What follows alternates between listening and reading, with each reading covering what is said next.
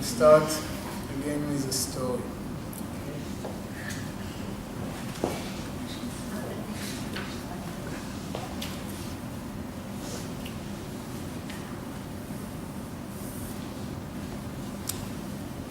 The story is from the Kena Upanishad.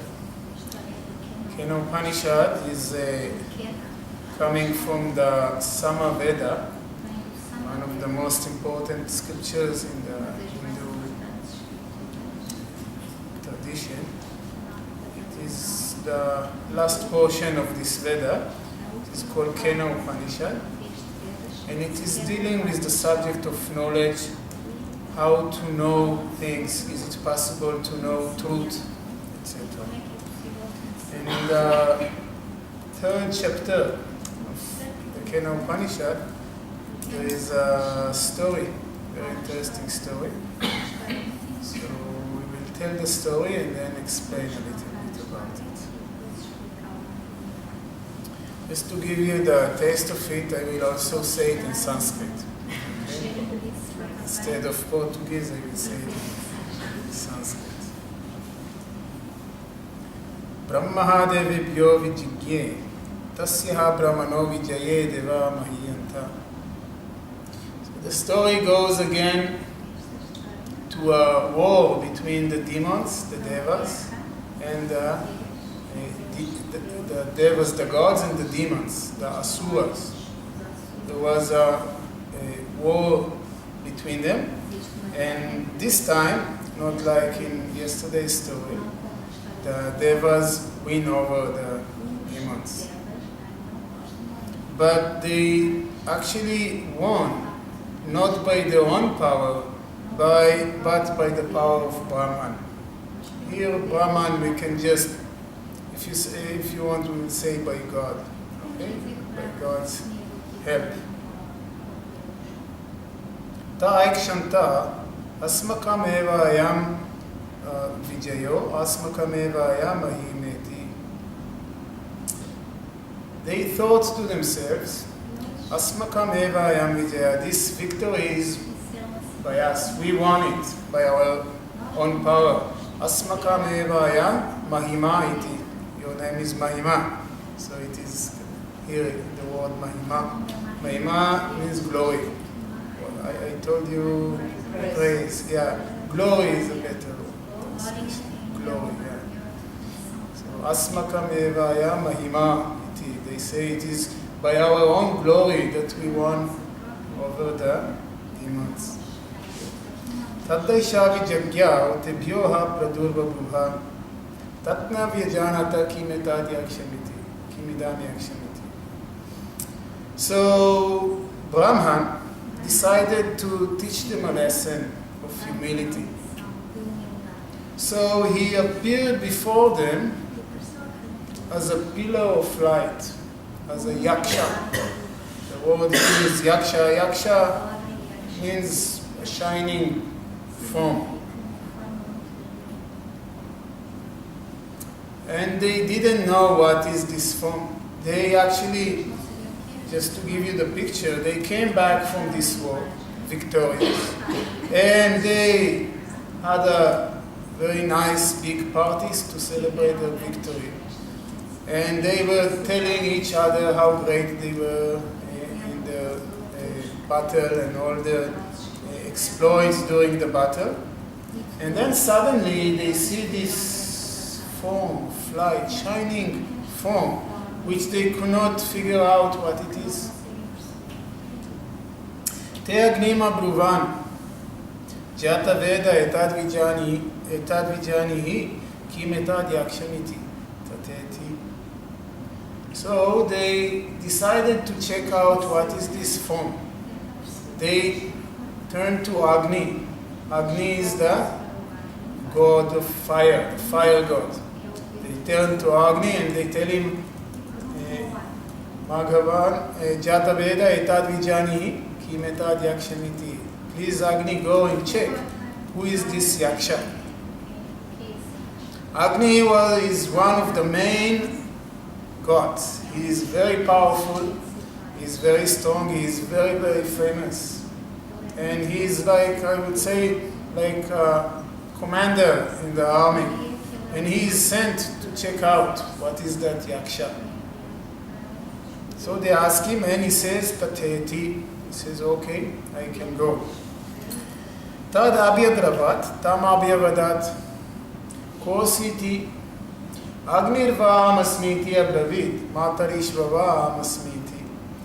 So Agni goes to that Brahman, to that yaksha, and before Agni managed to say anything, the yaksha is asking him, who are you? Now, normally this question is okay. If you go to somewhere and you meet somebody and he asks you, who are you? It's not a problem. But suppose you are somebody very, very famous, very well known all over the world. And you go, suppose you are the President of the United States, Barack Obama, will come here and he will enter and I will ask him, sir, who are you? How is he going to feel? It is hurting, right? Actually, what Brahman is trying to see is to teach them a lesson of humility. And they were very proud of themselves. That's why he gave them this treatment. First to Agni, we'll see later on he is doing it to others. So he is asking him, Kositi, who are you, sir? So Agni is still very proud. He said, what? You don't know who am I? Agnirva amasmiti abravit. Matarish Advaita Vedanta amasmiti. I am Agni, the well-known Agni. And I am also known as Jata Veda. Jata Veda, one who has a great knowledge. He is also giving his titles out. Right? Not only his name. I am Professor, PhD, Mr. So-and-so. Right? So now he is going to get a little stronger treatment. Tasmigum stvoikim viryamiti. Brahma now is asking, you are so famous, you are Agni. So what is special about you? What do you know to do? Right? He's another tricking. Right? But Agni is very proud. He says,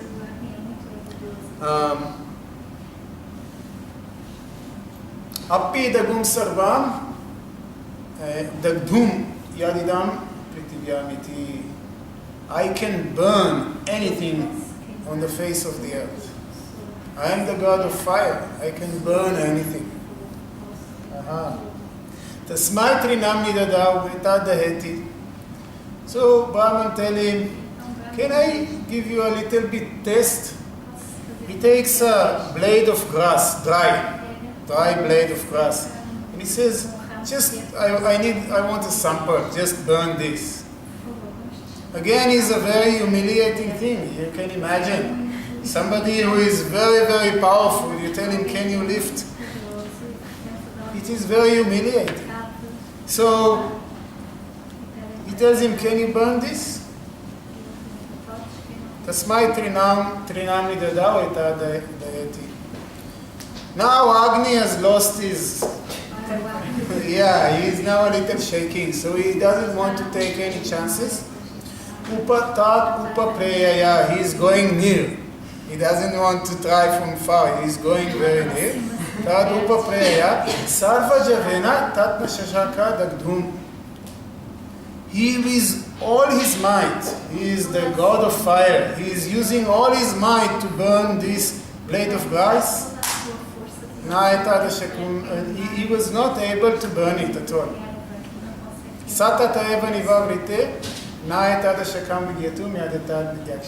Then he turns back to the devas, he goes back to his guys. He doesn't tell them anything, he just say, I don't know who is this guy. That's it. He didn't tell them what happened. He just says, I don't know who is this guy. Okay. Atavayam Abruvan. So they go to Vayu. Who is Vayu? He is the god of the wind. Vayu is the god of the wind. And the same story. Te atavayu abruvan magavan etad vijani tikim etad yakshamiti tateti. So they tell him, sir, please go and check who is this yaksha, who is this shining form. Tateti. He says, okay. Tad abyadravat tam abyavadat kositi vayum vam agniti abravit matarishvava amasmiti. He goes to him. Before he managed to ask anything, the yaksha is asking him, sir, who are you? He says, I am Vayu. You don't know who am I? I am Vayu. They call him Matarishva. Matarishva is one whose mother is the space. Because the air is always within the space, right? Within space. So another name for Vayu is Matarishva. You don't know who am I? I am Vayu. I am Matarishva. Tasmigum Stvayikim Viryamiti. If you are Mr. Vayu, as you say, what is so special about you? What do you know to do? Appidagum sarvam adadiya yadidam pritivyamiti. I can lift anything on the earth. You know, the wind can blow anything. I can blow away anything on the face of the earth. Cha? Tasmai prinam nidadao etad adat svaiti. So the same blade of grass, this famous, the same blade of grass, he said, sir, you don't mind, just show me how you do that. I want to see. Please throw this away. Tatu papreya, the same story, he comes close, not to take chances. And sarva javena, na etad shakam vi adatva, naemni. Sarva tatu papreya, sarva javena. Let me see.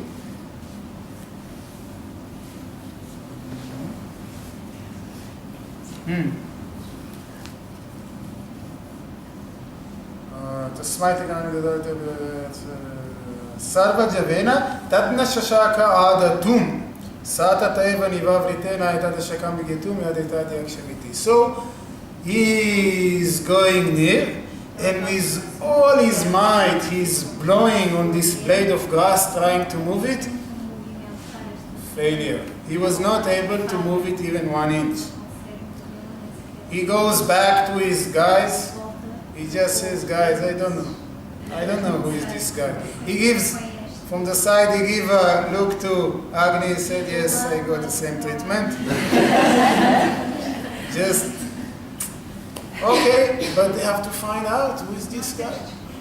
So, if the foreign minister is not able to do anything, if the Home Affairs Minister is not able to do anything, so we have to send the Prime Minister, right? So now they are going to Indra. Ata Indra Mabruvan. Now they go to Indra, who is the god of the gods, the king of gods. Maghavan etad vijani kim etad yakshamiti tateti. They say, Indra, please go and check who is this yaksha. Tateti. He says, okay.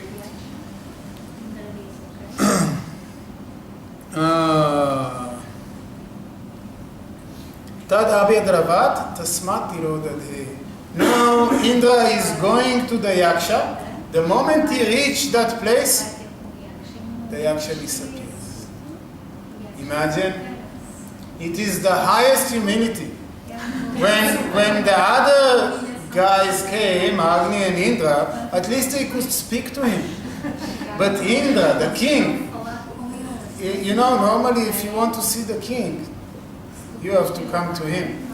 Indra is going to meet that yaksha, and not only is going to meet him, the moment he arrives, poof, the yaksha disappears. But Indra was not, he was the king. He was special. So he couldn't just go back like the other two. So he sat there and meditated. He sat there and meditated. he felt that he needs to find out who is this Yaksha. Satasmin eva akashe striyam ajagama bahu shobha manam umagum haimavatim tagum huvacha kimetad yakshamiti. So Satasmin eva akashe, in that very space where he was sitting, and before that the Yaksha was standing, striyam ajagama, suddenly a beautiful woman form appeared. Uma gum haimavatim. It was Uma. It's actually not Uma, the wife of Lord Shiva. Uma here is representing Vidya, knowledge. So a beautiful feminine form appeared before him. And normally, if you know Indra, when he sees beautiful women, he forgets why he came for. But this time, something was very special for him. He needed to know what it is, so he ignored her beauty and he just asked her, Kim etad yakshamiti? What is this yaksha? What is that for? Sa brahmeti ovacha brahmano va etad vijaye mahiyadvamiti tattaha eva Vedanta Shankara brahmeti. So she tells him that was Brahman. Because of your vain glory, because of your pride, you thought that this was your own victory, which actually was by the power of Brahman, by the power of God. It was not your own power. And in order to teach you a lesson, he came over here to give you this lesson. And this is how they found out that the Yaksha was Brahman. This is the end of this little story, very sweet story. But the question is, again, what is this story is doing here? What is related to the topic? As I mentioned before, it is coming in the Kena Upanishad, which is dealing with knowledge, the way for knowledge, and the accessibility, or how to, is it possible to know the truth at all? So there are different interpretations for this story. Shankaracharya himself gives 4 different reasons for why the story is here. But I actually want to give you a different interpretation for the story. The story can serve as an analogy for the search for knowledge. And again, like the story yesterday, we said that the demons and the gods, they represent the 2 natures that we find in each and every one of us. The higher nature and the lower nature. And there is a struggle. And the spiritual aspirant wants to know ultimate truth, to know reality, to attain, to go beyond suffering. This is what each and every one of us wants to do. And then we come across the spiritual path. Okay, for each person it appears in a little different way, and we see it differently. But there is something, there is some goal that we all realize that it is there, and we are not able to figure it out. This is that Yaksha. The Yaksha appear in our life as something inner, which is beyond all the petty things that are involving in our lives, beyond all the struggles and the strife, beyond all the conflict that is there within us.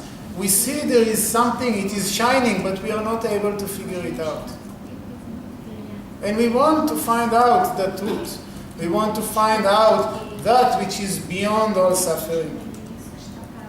So we start to send our emissaries to try to figure out. We try to figure out truth to the senses. Agni, in this story, represents the senses. The senses are trying to figure out, to see the truth for what it is.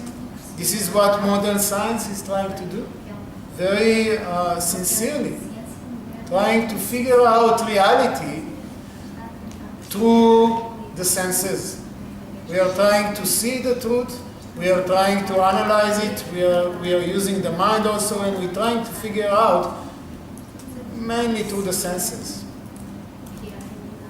But the senses fail.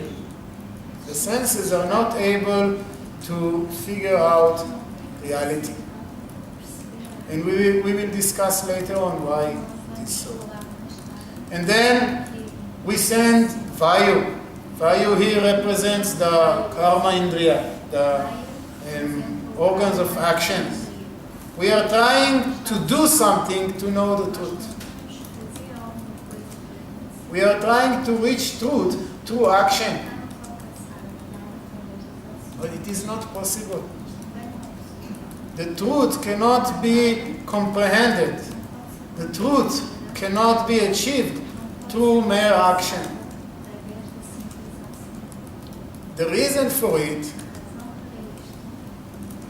I hope I make sense, but the reason for it is that action is born out of ignorance.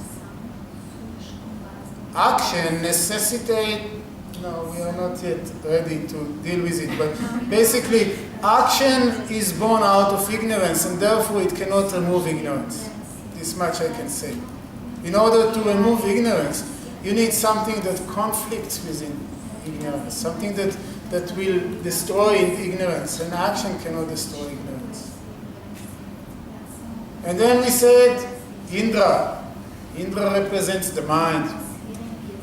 We try to figure out through meditation, through introversion, we try to figure out the truth. This is our best shot. This is our best tool to find out the truth. But even Indra was not able to meet the yaksha, was not able to figure out. Indra, the king of gods, still needed the help of Uma, of knowledge, of vidya, in order to figure out the truth. And then also he couldn't see it for what it is. Why?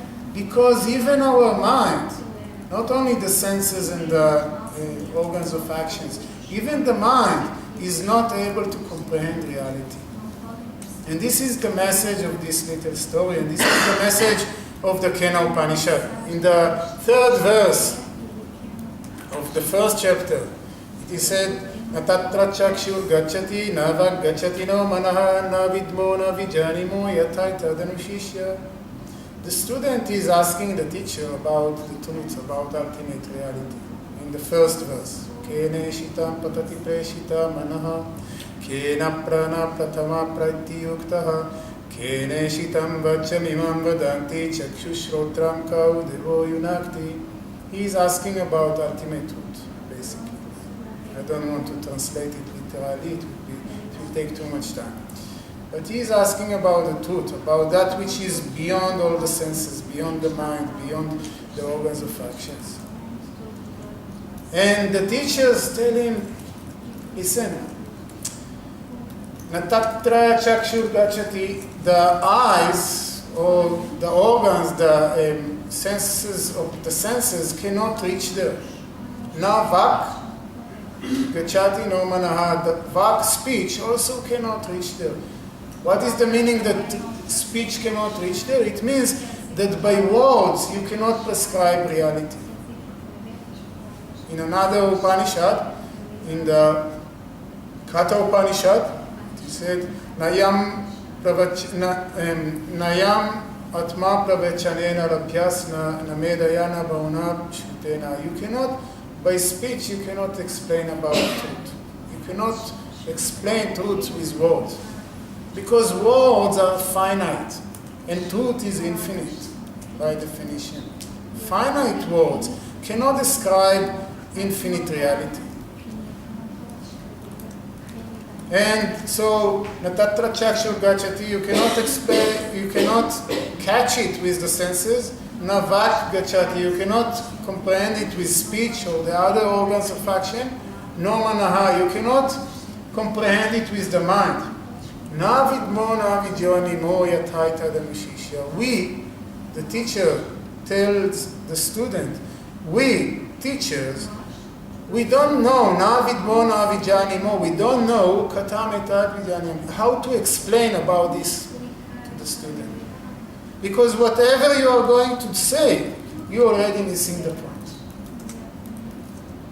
It is impossible to explain that which is beyond speech, beyond word, that which is ultimate reality. And this is the challenge of all spiritual teachers. The challenge is how to explain about something which is inexplicable. How to talk about something which is beyond speech.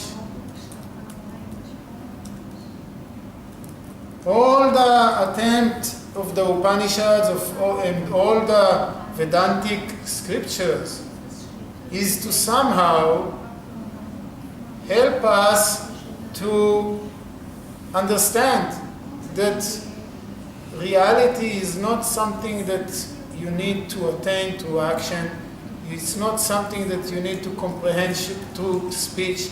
It's not something that you need to cultivate.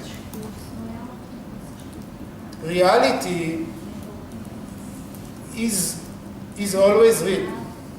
See, reality is always real. It is right here and right now it is. The problem is that this reality is covered with ignorance.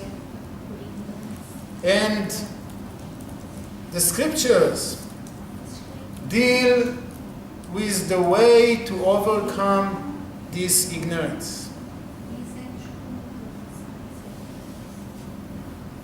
So, what is that reality? What is that truth? Everybody wants to know, everybody wants to realize the truth. But what do we do? Where do we start? We cannot speak about it directly. We cannot say much. Whatever we try to do, we are already missing the point. This is the challenge. This is the difficulty. And that's why we see so many traditions, so many teachers, so many scriptures, and some of them appear to be very contradictory. Some of them say very different things, and we, more often than not, we feel lost. How can we deal with it? There's so much, so many things, and everything appears to be so confusing. Now at least we understand why. The reason is that truth cannot be confined by words. Words are giving borders.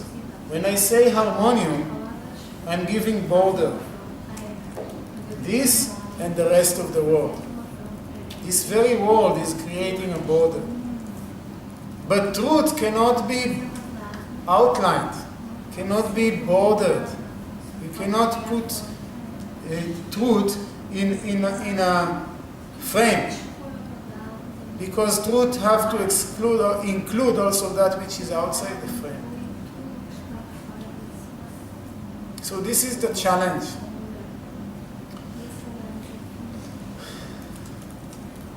So how to relate to it? The old sages, the rishis of Vedanta, ask themselves few questions. They say there are 4 important questions that we have to answer in order to understand reality. The first question is, who am I? Everything I know starts with me, because if I say I know this, then this is the known, but I am the knower. The known cannot exist without the knower. It is going together. So the first thing that I have to know is to know me, and then I can go further to the outside thing. So the first question that we have to know is, who am I? The second question is, what is this world? The third question we have to ask is about God. Who is God? Is there God? What is his role? What is his nature? His or her nature? And the fourth question is, what is the relation between the three? How they relate to one another? Myself, the world, and God.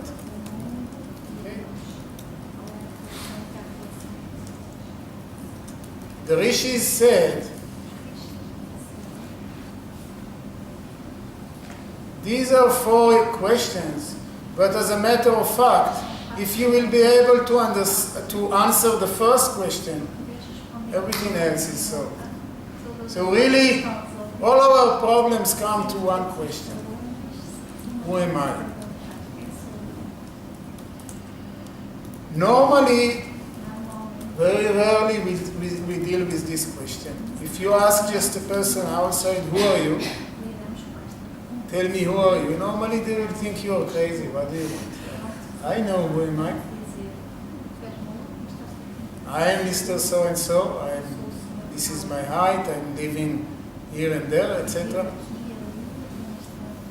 We never bother with this question. But when in philosophy, we never take things for granted. We take the most simple questions and we very profoundly analyze them. And surprisingly, we get to very different conclusions than what normally we used to think. In Vedanta, in the Advaita Vedanta school of philosophy, we do what is called vichara. Vichara is inquiry. Without any axiomas, without any assumptions, we start to ask questions and analyze and see what is the truth, what is the self, who am I?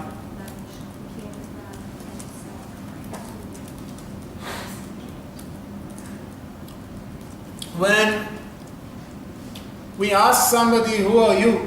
The first answer that normally comes, if somebody asks me, who are you? What I will say? I'm Shankara. Right? What is Shankara?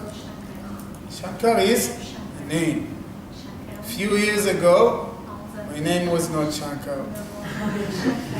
My mother still doesn't call me Shankara. What does it mean? Before they call me Shankara, I didn't exist? Does anybody think like this? Before my name, I didn't exist? Of course not.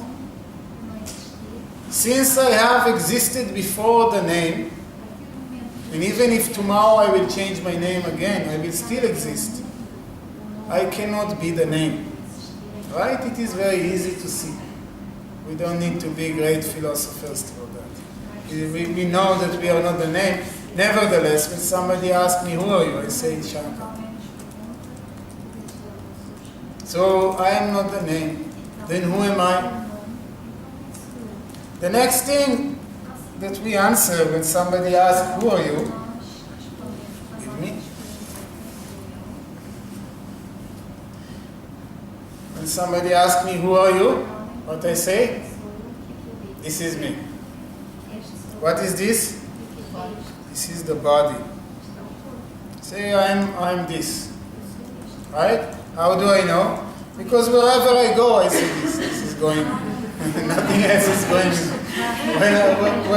When I go to Israel, this is there. When I go to Portugal, this is there. So this is me. Right?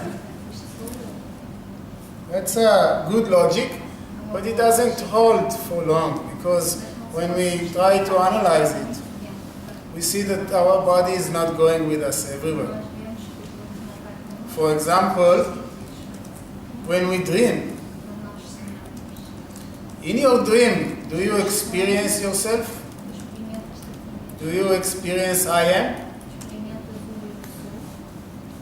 You don't answer, but I will answer for you. The answer is yes. It is very clear, right? Even if my dream, I know I'm there. In my dream, I am identifying with another body, not with this body. But I very much have the feeling I am in my dream, like I have now. But do I have my physical body in my dream? Of course not. Yes, the body is sleeping in the bed. We all know that. We don't ignore it. We don't think that it is not so. Yes, the body is lying in the bed. But right now, I think this is me because I have association with the feeling I am and this thing. Because wherever I go in my waking state, I see this along with I am. But in my dream, I also have I am, but I don't have this body. If that is so, then how can I assume that this body is me? Moreover, is all this body me or only part of this body me? Normally, I would guess that our experience is that this is me, all this as a unit. Right? I don't think that this fingernail is me and the rest is not.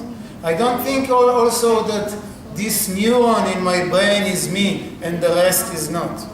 My association with the body is as a whole, correct?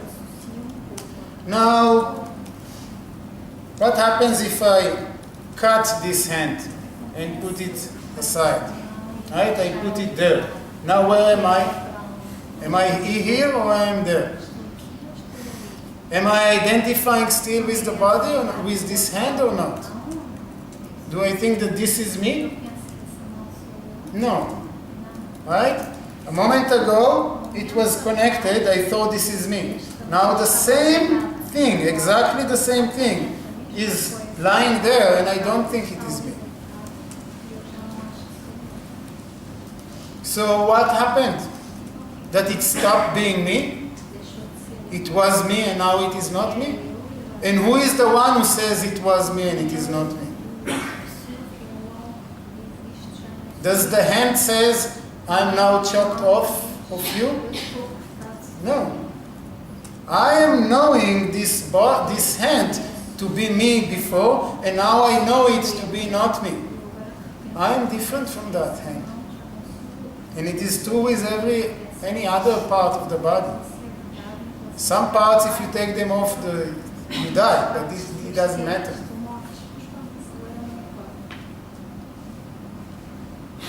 Neurologists still are not able to locate the place in the brain which is associated with the self.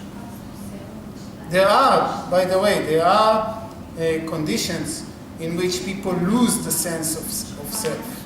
It is there. There is a very, very interesting book by Sachs. I forgot his first name. The man who mistook his wife for a hat. That's the name of the book. It's an extraordinary book. I really recommend to any one of you can get it. He is talking about neurological cases that he met as a neurologist, and very interesting. The first case is a person who had a car accident, I think, and his brain was damaged, and he mistook his wife for a hat, so he was trying to put his wife on his head. As funny as it sounds, doesn't matter. But one of the cases there is that, if I remember correctly, is people who lose completely the sense of self. But that doesn't mean that the self is electrical current in the brain. According to at least my understanding, the brain is the physical manifestation of the mind. And when the brain is damaged, the mind, it's like the medium is not working properly. Just like we have radio waves in this room, but we don't hear music. But if we bring a radio receiver, it can, and tune it properly, we can hear the music that come along with these radio waves. But if the radio transmitter is defected, the music that will come will be distorted or will be wrong or something will not work properly. So the radio receiver is like the brain. the radio waves is like the mind. Therefore, the fact that sometimes people with neurological problems may lose the sense of the self, for me, for my understanding, it's not in itself proof that the self is just a chemical reaction in the brain. I don't think so. And I have discussed also with some very interesting neurologists and scientists on this topic, and I think at least some of them also accept this. In our ashram in the Bahamas, we have a conference, yoga and neuroscience. Very, very interesting people are coming, and we discuss a lot about these matters. Anyway, going back to our discussion. Late. It's 20 to 8. Yeah, okay. We will keep it short. We are now inquiring into the nature of the self, and I was trying to give you few examples, few ways to see that the self is not associated with the body, with the physical body. One way is to look at the dream versus the wakeful state. Another way is to look at the parts of the body, which each one of them we understand clearly that is not the self. But somehow when it comes as one whole, we take it for the self. And this is illogical. If something is not the self, and another thing is not the self, and another thing is not the self, put all of them together, it doesn't make self. Right? If I take, let's say, a wood piece, and I take another wood piece, and take another wood piece, and put them in whatever form I want, it will not become metal. It is wood. In the same way, if this is not the self, and this is not the self, and this is not the self, and this is not the self, put them all together, it doesn't make self suddenly. Understand the point? But nevertheless, we are mistaking the body for the self. We think this is the self. Now, as our inquiry goes subtler and subtler, it becomes a little more challenging and more difficult to see. We all can understand, I guess, that I am not my name. You could see it easily. Now I show you I am not the body. It is relatively easy to see. But now when I ask, okay, so I'm not the name, I'm not the body, then who am I? The next thing that will come will be the mind. I am the mind, I am the thoughts that in my mind, right? We are even more associated with the mental processes as the self than we are associated with the physical body. Because we never have a state when there are no thoughts in the mind until we become yogis. Actually, we have, but the problem is that when the mind doesn't function, there is no recollection also. I'm talking about deep sleep state. Yesterday I mentioned it shortly. During sleep, we have times when we have dreams, and we have times when there are no dreams. It is called RAM. It is rapid eye movement. This is when we have dreams, and then there is a time when there are no dreams. The mind is in suspense. Is not functioning. During this time, do I exist? Do I am? When I am in deep sleep, do I have the experience I am? Well, it's not easy to answer this, but nevertheless the answer is yes.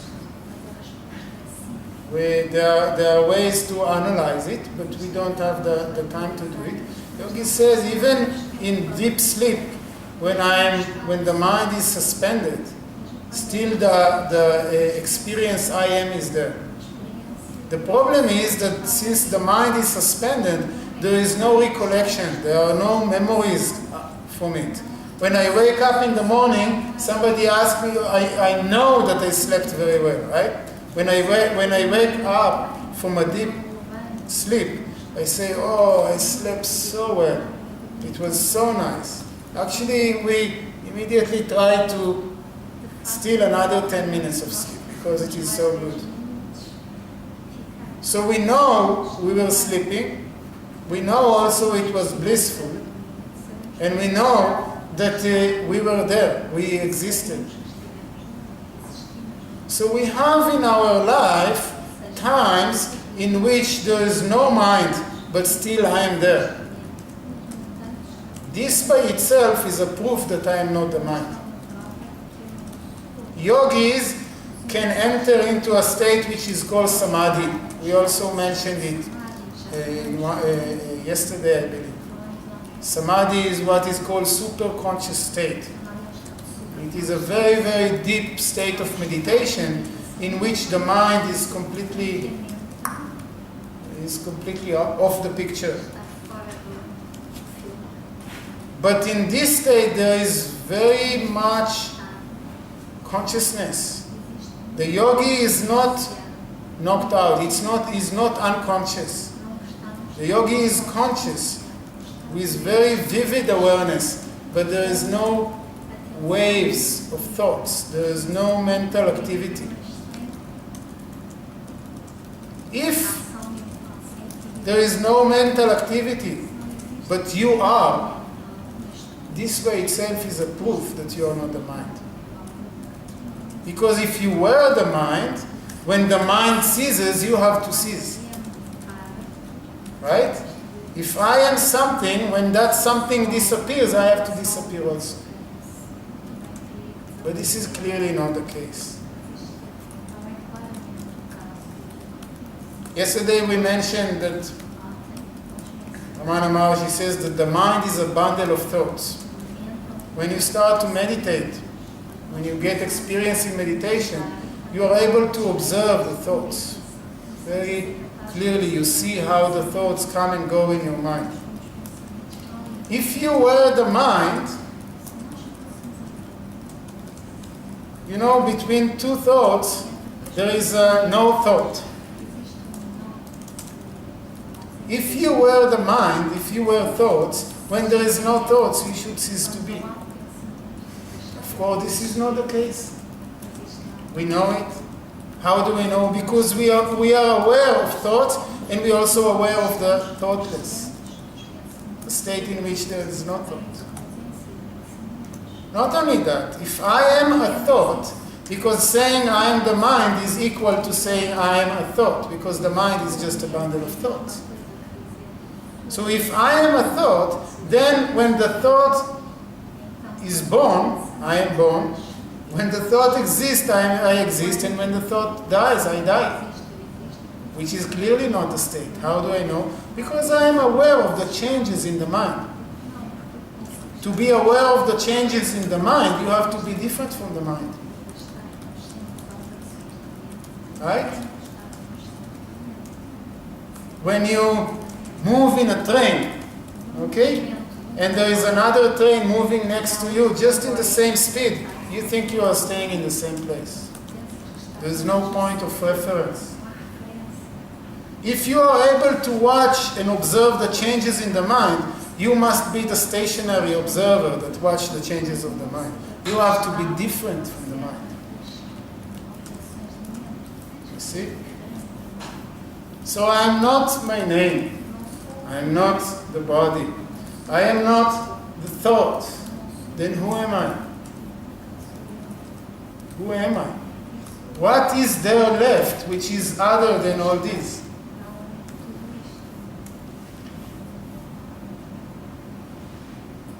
The yogis look at ourselves, at us, and they say, everybody wants to be. Nobody wants to cease to be. Right? Even people who commit suicide, it is not that they want to cease to be. They hope that by killing the body they get rid of their problems, which is not the case. But nobody wants to cease to be. Even little creatures, they crave to remain, to be. Then we see that everybody wants to know. Everybody tries to get knowledge. And ultimately we see that everybody wants to be happy. This is universal. Every human being, every living being, everywhere in creation we see the desire to be, the desire to know, the desire for happiness. It is universal. We cannot find, I believe, anything else which is so universal like this. And the question is why?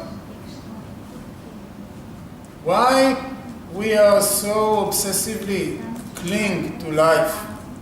Why always we are craving for knowledge? Why we want to be happy? Did you ask yourself once, why do you want to be happy? Any suggestion? It's a good sensation. Why do you want a good sensation? Well, it's an option. I believe I can choose to be happy, not to be sad. But why not to choose to be sad? Because it's not so good.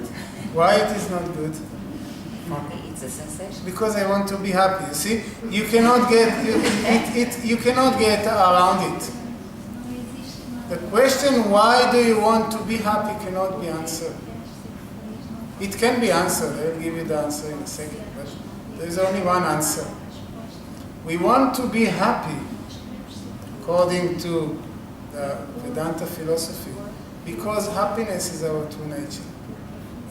If it was foreign to our nature, it won't be so universal. Some people would like to be happy, some people would like to be sad, some animal will crave to be happy, some animals will try to be miserable. It makes you laugh even just hearing about it, right? Because it is so universal. Everybody wants to be happy. Why? This is our nature. Happiness is our true nature. The tragedy is that nobody is happy. Everybody wants to be happy, and nobody is happy. And if happiness is our nature, how come nobody is happy? If really our nature is happiness, how come nobody is happy? Everybody wants to know. Everybody wants knowledge, awareness. Everybody wants to be, nobody wants to cease to be. Yogis tell us that our true nature is absolute existence, absolute knowledge or awareness, and absolute bliss. This is our true nature. We are not temporal. We are not mortals. We are that truth which is immortal, which is changeless, which is infinite, deathless. We are of the nature of consciousness, of awareness. This is our true nature. In our philosophy, consciousness is not faculty of the mind. In other philosophies, like in Buddhism, for example, consciousness is faculty of the mind. The mind creates consciousness. In Advaita Vedanta, it is not accepted. Consciousness is our true nature. Even when the mind is not, consciousness is. And therefore, consciousness is not faculty of the mind.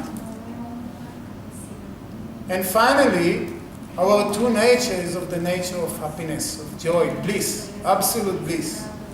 That's why we are all so craving for it. The reason we are not experiencing this bliss, which is our true nature, is ignorance. There is apparent ignorance regarding our true nature, and therefore there is an experience of limitation and suffering.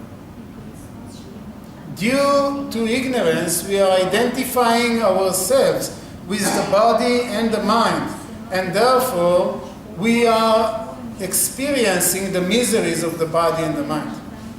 The miseries of the body and the limitations of the mind. The body is limited. The body has pains. The mind is limited. The mind experiences pains. As long as we think this is me in relation to the body and the mind, the miseries and pains of the body and the mind are our miseries. When this ignorance ceases, when this ignorance is destroyed, and we know our true nature as infinite existence, pure consciousness and absolute bliss, then the miseries of the mind and the body are no more our miseries. You see, liberation is not that you become absolutely healthy and live forever. Liberation is not that your mind is constantly on ecstasy. Liberation is the cessation of the ignorance which causes us to identify with the body, with the limited body and the limited mind. And realization of our true nature as pure existence, pure consciousness, and absolute bliss. This is our true nature. And all the Vedanta is dealing with this topic and this understanding. And through understanding alone, ultimately, ignorance can be overcome. Understanding doesn't come from reading books, listening to lectures, or other methods. Nevertheless, they are important. Yes. Yes, they are important. They are important because, first of all, we need to gain what is called paroksha jnana, indirect knowledge. Indirect knowledge comes to study and listening and reflection, etc. But ultimately, we have to go beyond. We have to realize the truth, which is deeply hidden within us. And I believe our time is up. We will stop here. And tomorrow we will have some time for question and answers. I understand that some of you have some questions. And I suggest the best way to do it is to write your questions on a paper. You can write it in English or Portuguese or Hebrew if you want. And give it maybe to Niranjana or Surya. And tomorrow we will read these questions aloud and try to answer them. Okay? We will conclude now with the Mahamrityunjaya mantra.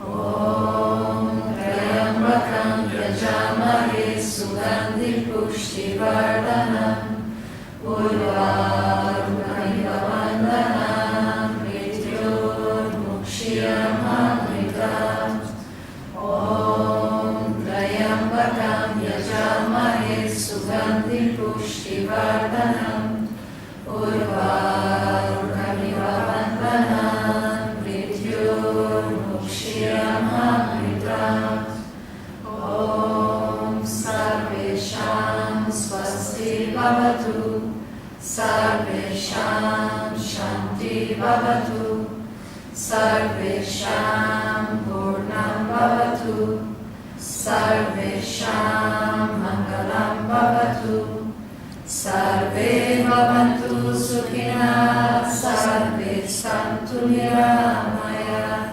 Sarve Bhadrani Pashyantu Ma Kashchit Dukkha Bhave Asato Ma Satgamaya Tamaso Ma Jyotirgamaya Mrityurma Mritam Gamaya Om Purnamada Purnamidam Purnat Purnamudachyate Purnasya Purnam